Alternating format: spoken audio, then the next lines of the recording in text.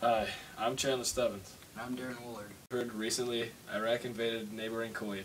Saddam Hussein, Iraq's dictator, wanted control of Kuwait's vast oil fields and greater access to the Persian Gulf.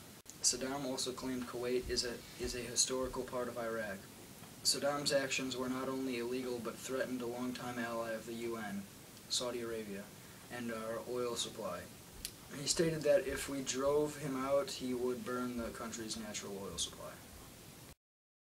First units to move into Iraq were 3 Patrol of the B Squadron of the British Special Air Service. Call signs Bravo 10, Bravo 20, Bravo 30 in late January. 8-man patrols landed behind Iraqi line to gather intelligence on the movement of Scud mobile missile launches, which could not be detected from the air.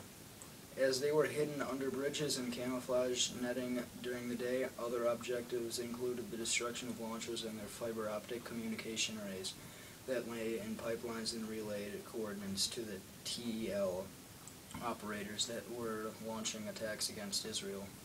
Last week, President George H.W. Bush had formed a coalition force to drive Iraq out of Kuwait. This being operated under the UN, U.S. troops are being sent to Kuwait as we speak to fight back. Our military is using top-of-the-line equipment like F-15 fighter jets and M1 Abrams tanks, along with battleships to defend the Gulf. Iraq is also known to have nuclear warheads, which add to more threat to this attack. Secretary of Defense Dick Cheney have visited Saudi Arabia many times before, and now, according to our sources, they're asking for military support. Now we have an all-exclusive one-on-one with the top-of-the-line military general. Chandler? Thanks, Darren. I'm here with Lieutenant General Calvin Waller. Hello, it's nice to be here today. So, General Waller, what's your opinion on the war? Well, being that I served through NAM and suffered many casualties, I am very optimistic about it all. I understand that we need to back up our allies, but I do not like the idea of risking even more of American blood. General, what role do you play at this point? I am a Deputy Commander-in-Chief for Operations with the U.S. Central Command. Basically, I'm working next to the President on figuring out how our strategic moves and warfare tactics.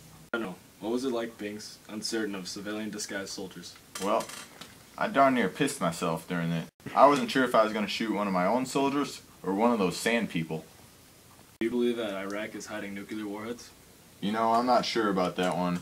I think they might have a few, but if they do, I think they're smart enough not to use them. What do you think it'll take to win the war? I think we have to fight hard, have support from the United States, and make those SOBs pay for what they've done. For being with us today, General. Good luck in the war effort. Thank you, news guy. Now back to Darren at the station. Thanks, Chandler.